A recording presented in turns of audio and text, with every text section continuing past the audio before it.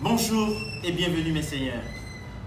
Alors Yann m'a pris du coup, Yann c'est un ami, c'est un frère, c'est un styliste. Et je suis venu chez lui pour qu'on règle un certain problème. Mais il me dit, j'ai besoin d'une vidéo tout de suite. Alors je la fais pour vous. Aujourd'hui je vais parler des écrans. Je vous rappelle que Yann est situé à Vaudier, c'est un styliste, un couturier. Allez-y voir, je vous passerai après sur le nom. Donc aujourd'hui nous allons parler des écrans. Les écrans, nous les avons un peu partout aujourd'hui dans les maisons, écrans de téléphone, de tablette, d'ordinateur, de télé. C'est partout aujourd'hui dans les maisons. Le vrai problème des écrans, c'est qu'ils émettent de la lumière bleue. Okay? Et cette lumière bleue emprisonne le cerveau de nos enfants et les endommage. Et cette lumière bleue empêche le développement cérébral du cerveau de vos enfants, crée des problèmes aux adolescents et met les adultes à difficulté. Vous savez, mes seigneurs, nous interdisions à nos enfants de consommer de la cigarette, de la drogue, de l'alcool, de l'héroïne, que sais-je encore.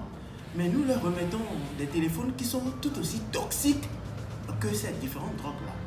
Pourquoi? Parce que lorsque le bébé, l'enfant naît, dans le flux des perceptions visuelles et sensorielles qui s'offrent à lui, l'enfant a besoin de l'installation de son attention. L'enfant il ne sait pas où regarder.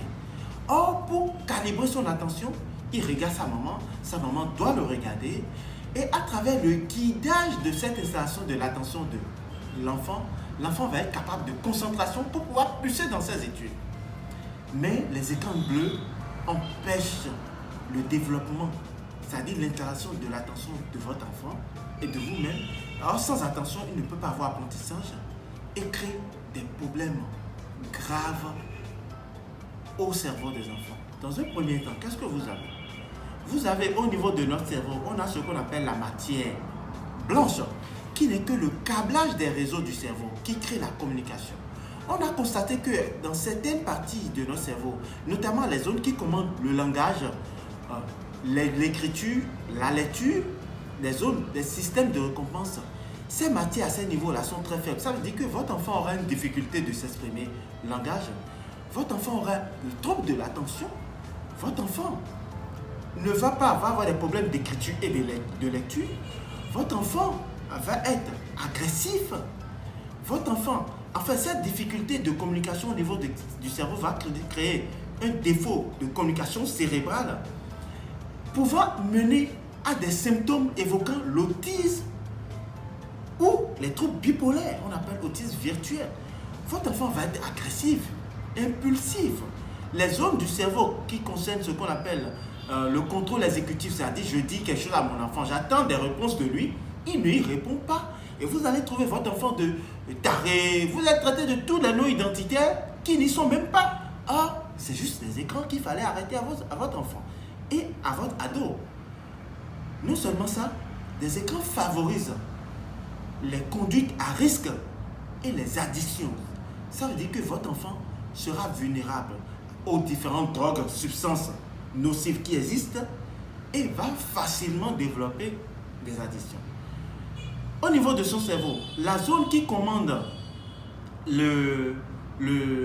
l'enchaînement des logiques, des choses logiques, c'est-à-dire des raisonnements logiques, vont être altérés. Ils seront incapables d'enchaîner des raisonnements logiques. Donc, juste les écrans, c'est topissime, c'est beaucoup de choses. Il faut l'éviter à votre enfant.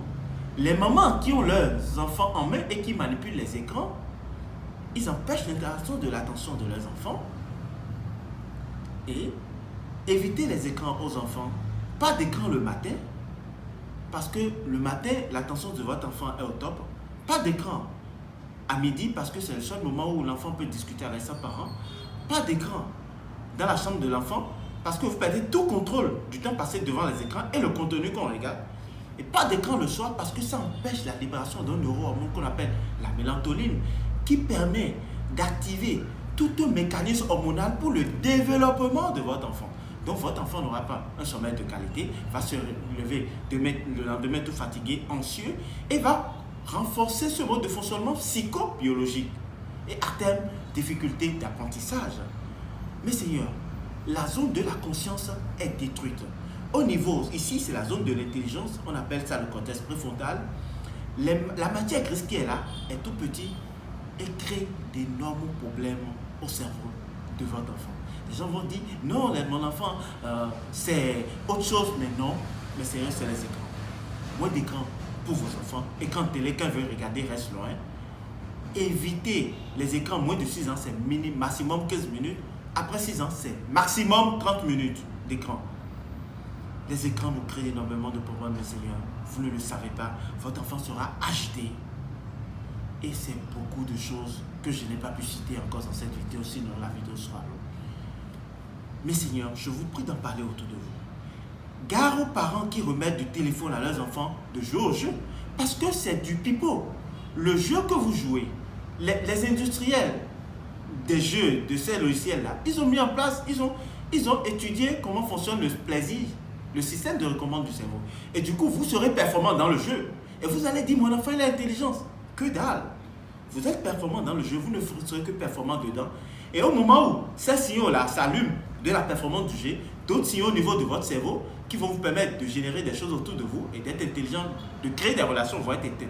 Donc votre enfant va être associable parce que vous êtes en train de rompre le lien relationnel qui va permettre à l'enfant de réussir dans la vie, mes seigneurs. Rien que ça.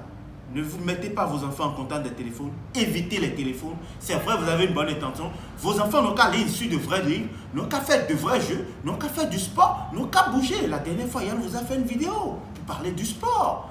Je passe par ici pour dire aux adultes que les smartphones vous font prendre du poids. Je vous remercie. Partagez, partagez.